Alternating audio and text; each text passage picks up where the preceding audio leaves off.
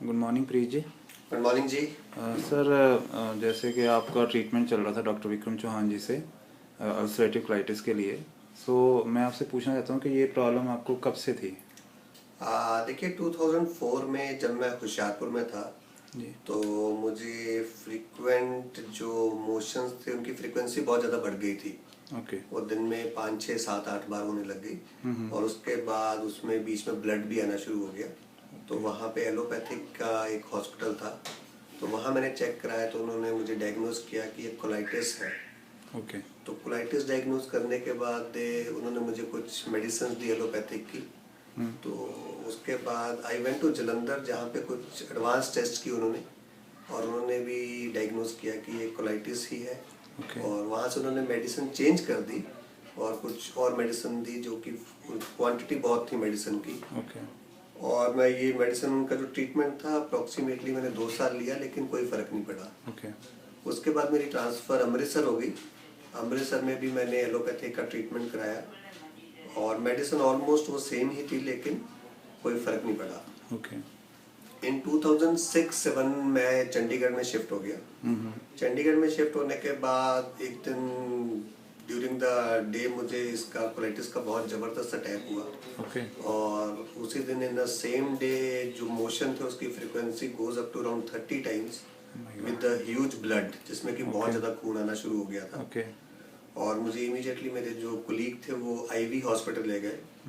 वहाँ पे मुझे एडमिट किया गया और एडमिशन के बाद मुझे जो ट्रीटमेंट दिया गया वो एग्जैक्टली मुझे नहीं पता एलोपैथी का ठीक क्या है। ट्रीटमेंट ठीक था। है। ठीक है। पर मुझे 4 5 दिन में जो रिकवर हुआ, जो ओके। वो फ्रीक्वेंसी ऑफ स्टूल थी वो 25 30 से कम होके 5 7 पे आ गई। ओके। तो आफ्टर दैट वो 2 3 महीने ठीक रहा और अगेन वो कंटिन्यू हो गया। ओके।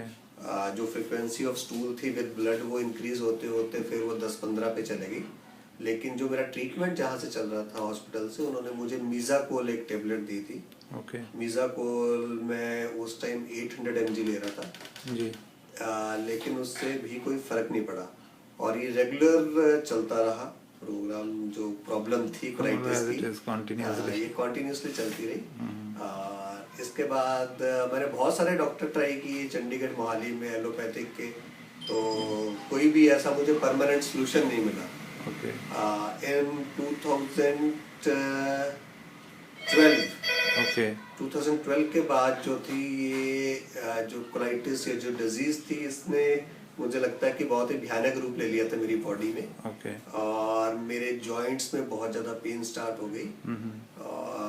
एक जो फ्रीक्वेंसी ऑफ स्टूल थी उसकी तो कोई लिमिट नहीं रही फिर। ओके। वो लाइक वाटर और ब्लड हर तरह से जाना शुरू था। दिन में क्वांटिटी 15 से 20 टाइम थी। और वो तो फिर से दोबारा से वहीं दोबारा वापस से वो एकदम मतलब वैसे ही कंडीशन होगी जो वैसी 2 3 साल कंडीशन पहले हो गई थी। जैसे 2004-5 में थी। ओके। और बहुत सारे डॉक्टर ट्राई किए और खूब सारा पैसा भी इस पे वेस्ट किया उस ठीक टाइम। बात है, जनरली बहुत ऐसा सारे होता है। टेस्ट करा के और पैसा इतना वेस्ट किया कि it was in lakhs not in thousand. Okay. लाखों में पैसा वेस्ट किया गया और परमानेंट कोई इलाज नहीं मिल रहा था। ओके। 2012 में पोजीशन ये थी कि मेरे पाँव भी एक तरह से थोड़ा चलना बंद हो गए थे। ओके। इतनी पेन थी जॉइंट्स में कि मेरे से पैर भी जमीन पर नहीं रखा जाता था। जी। और मेरा जो HB था वो मेरा 7 ग्राम आ गया था। Okay. It is around 7 grams. हाँ। और कहने का मतलब है कि हर बॉडी के हर एक जॉइंट में पेन थी। और आई वाज अंडर डिप्रेशन। मैं बहुत ज़्यादा डिप्रेशन में था। मैं जनरली एक बहुत होता अच्छी है, जॉब हो में हूँ जाता इस है। टाइम। और उस टाइम पोजीशन ये थी कि मैं जॉब छोड़ दूँ। I understand. और मेरी सारी फैमिली, मेरी वाइफ, मेरे parents, everybody was very disturbed during that day. जी। तो वन डे मेरी वाइफ ने मुझे इनकरेज किया और उन्होंने बोला कि एक एलोपैथी ही नहीं है सिर्फ दुनिया में इलाज, ठीक बात है। तो we should look for other options. जी। तो घर में बैठे बैठे देन मैंने इंटरनेट पे सर्च करना शुरू किया ओके। कि रिगार्डिंग कोलाइटिस क्या इलाज है अवेलेबल। और तो वहाँ मुझे डॉक्टर विक्रम चौहान का एक रेफरेंस मिला जी। और उन्होंने कुछ डिटेल्स दी हुई थी वहाँ पे कि कोलाइटिस का उन्होंने कोई इलाज पहले भी किए हैं। जी। और इंडिया के बाहर भी उनकी मेडिसिन जाती हैं कोलाइटिस की। जी। Immediately I discussed with my wife मैंने अपने कुलीग को बुलाया और हम डॉक्टर साहब के पास यहाँ पहुँच गए। ओके। तो डॉक्टर साहब ने समवेयर मेरे साथ 1.5-2 घंटे बात की फर्स्ट डे, ओके। और पूरी हिस्ट्री जब उन्होंने मेरी जानी और सुनी तो उनको भी लगा कि इसको काफ़ी ज़रूरत है पेशेंट को, सही बात है। हम दवाई से ज़्यादा हमदर्दी की ज़रूरत है। तो उन्होंने पहले एक पूरा जो लाइफस्टाइल है उसके बारे में मुझे बताया जी। कि लाइफस्टाइल कैसा होना चाहिए। ओके। अगर क्योंकि जहाँ तक उन्होंने मुझे गाइड किया कि it is more of the stress and about our eating habit colitis, बिल्कुल। It is not a such kind of disease. जी बिल्कुल। तो डॉक्टर विक्रम चौहान से मिलने के बाद अप्रॉक्सीमेटली 8 मंथ्स बैक, 8-9 महीने पहले जब मैं उनसे मिला जी। 2013 में, और उन्होंने जो मुझे मेडिसिन दी, आयुर्वेदिक मेडिसिन के नाम बड़े कॉम्प्लिकेटेड है इसलिए मैं मेडिसिन के नाम नहीं आपको बता सकता डिटेल में जी। लेकिन जो उन्होंने मेडिसिन दी और उसके अलावा जो उन्होंने मेरे लाइफस्टाइल के बारे में मुझे कैसे अपनी लाइफ चलानी है जी। वो उन्होंने बताया और मैंने उनको फॉलो किया। जी। तो आज मैं 8-10 महीने ये कोर्स करने के बाद मुझे ये लगता है कि मैं अब 100% फिट हूँ, लेकिन एज पर मैं डॉक्टर विक्रम चौहान कि अभी मुझे और थोड़ी मेडिसिन लेनी पड़ेगी। आई एम फिट, पर इसको 100% क्योर करने के लिए जी जी थोड़ी मेडिसिन को कंटिन्यू करना पड़ेगा। तो सर मैं आपसे ये पूछना चाहता हूँ कि थोड़ा सा आप, क्योंकि आपने फॉलो किया लाइफस्टाइल को और डाइट को, तो थोड़ा सा हमें बताएं कि डाइट में या लाइफस्टाइल में आपने क्या चेंजेस किए। Definitely it is very important जी। तो मैं आपको अपना रूटीन बताता हूँ कि हाँ मैं बिल्कुल, जब से डॉक्टर साहब से मिला था उसके बाद जो उन्होंने मुझे गाइड किया और मैंने अपना लाइफस्टाइल कैसे चेंज किया। जी। डाइट एक बहुत ही इम्पोर्टेंट चीज़ है जी। कि हम डाइट को कैसे अपने दिन में रूटीन में लेके आते हैं। राइट। नंबर 1। सेकेंड इज कि डिसिप्लिन जो डॉक्टर साहब ने दिया है कि मेडिसिन का डिसिप्लिन कि हमें किस टाइम पे कैसे लेनी है उसको पूरे डिसिप्लिन में रखें। अगर मैं आपको अपना दिनचर्या बताऊं कि कैसे चलती है आजकल मेरी लाइफस्टाइल, जिससे कि मैं 100% क्योर महसूस कर रहा हूँ जी।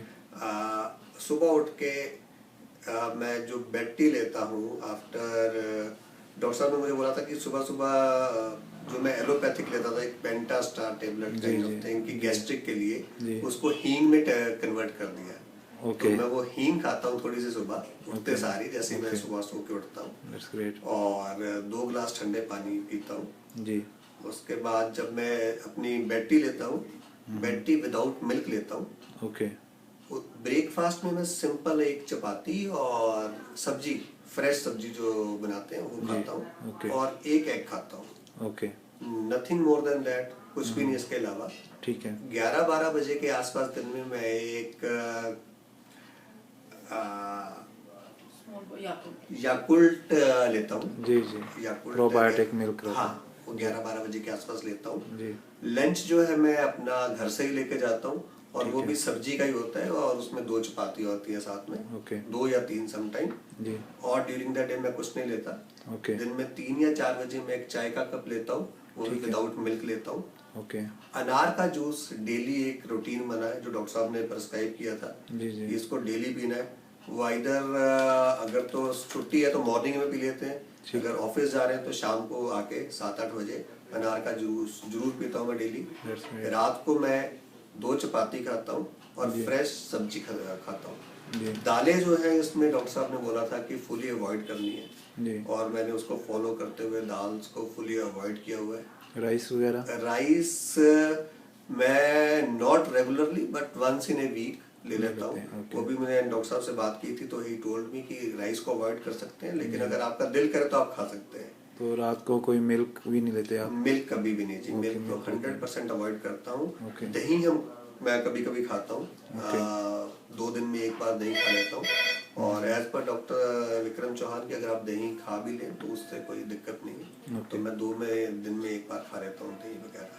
तो सर आपका जो हमारे बहुत सारे पेशेंट्स हैं उनके लिए कोई मैसेज? देखिए, कोलाइटिस की जो डिजीज़ है या इसको डिजीज़ कहें या क्रॉनिक डिजीज़ या बीमारी जो भी कहें जी, मेरा एक्सपीरियंस इसका बहुत ही ख़राब रहा है जी। यानी कि इस बीमारी ने मुझे उस हद तक ला दिया था कि मैं एक अपनी अच्छी वाली नौकरी छोड़ने के कगार पे आ गया था। जितने भी मेरे दोस्त इस डिजीज़ में हैं इस टाइम, इस डिजीज़ से उनको प्रॉब्लम है जी। उनको एक तो मैसेज ये है कि आप लाइफ में कुछ भी ख़त्म नहीं होता, हमें रोज फाइट करते रहना चाहिए, पॉजिटिव एटीट्यूड, पॉजिटिव एटीट्यूड रखें, और बहुत सारे सॉल्यूशन अवेलेबल हैं हर प्रॉब्लम के। तो कभी भी हार दुखी नहीं ना माननी हो, चाहिए, दुखी नहीं मानना चाहिए। हार नहीं माननी चाहिए, वैसे ठीक बात हम है। लेके चले अपने आप को। और मैं कोशिश करूंगा कि जो मुझे डॉक्टर साहब से मेडिसिन मिली है जी। या गाइडेंस मिली है, वो मैं ज़्यादा से ज़्यादा लोगों तक खुद पहुँचाऊँ। जी। जितने मेरे यार दोस्त, जानने वाले, जान पहचान वाले हैं, उनको ये सब कुछ बताऊँ। जी। और मैं फेसबुक पे अपलोड करके भी लोगों को बता रहा हूँ कि ठीक है। ये जो डिजीज़ है क्यूरेबल है। जी। डॉक्टर साहब ने 2-3 पेशेंट उनके जो और हैं, उनसे भी मेरी डिस्कशन कराई थी इस बीमारी के ऊपर। ठीक है। उनको भी मैंने अपना जो रोज़मर्रा जो दिनचर्या वो बताया। और मेरे 2-3 फ्रेंड्स और हैं जो इसी बीमारी में है। जब मुझे बीमारी, तो मुझे भी पता लगा कि लोगों को, औरों को भी है, तो उनको भी रेफरेंस जब दिया और वो डॉक्टर साहब के पास आए, तो अगर मुझे 8 महीने में 100% प्योर फील कर रहा हूँ, तो 3-4 महीने जिन लोगों को हुए जी। वो भी इस टाइम 70-80% प्योर फील कर रहे हैं। क्योंकि आपकी कंडीशन बहुत ज़्यादा क्रॉनिक स्टेज पे है। बहुत ज़्यादा क्रॉनिक थी, जी। बहुत ज़्यादा क्रॉनिक। जनरली अगर कोई इनिशियल स्टेज पे है तो उनको चाहिए कि वो आयुर्वेद में इमीडिएटली, मेरा तो ये मानना है कि अगर आपको लगता है कि एलोपैथिक में किसी भी बीमारी में आपको 10 से 15 या 20 दिन लग रहे हैं और आप उसमें ठीक महसूस नहीं कर जी। रहे, तो आयुर्वेदिक मेरे एक्सपीरियंस से 100% इज 1000% बेटर देन एलोपैथिक। हमें इमीडिएटली कोई भी आयुर्वेदिक के जो हमारे डॉक्टर नजदीक के, उनके पास जाना चाहिए। नेट पे सर्च करें डॉक्टर्स के बारे में, आयुर्वेदिक के बहुत अच्छे डॉक्टर अवेलेबल हैं। मैं रिकमेंड करूंगा कि मुझे तो डॉक्टर विक्रम चौहान मिले, तो इनके पास ही आए सब लोग जिनको भी कोई डिजीज है, तो 100% क्योर होगी। Thank you very much Preet ji, thank you very much for sharing your views. Thanks a lot, thank you ji.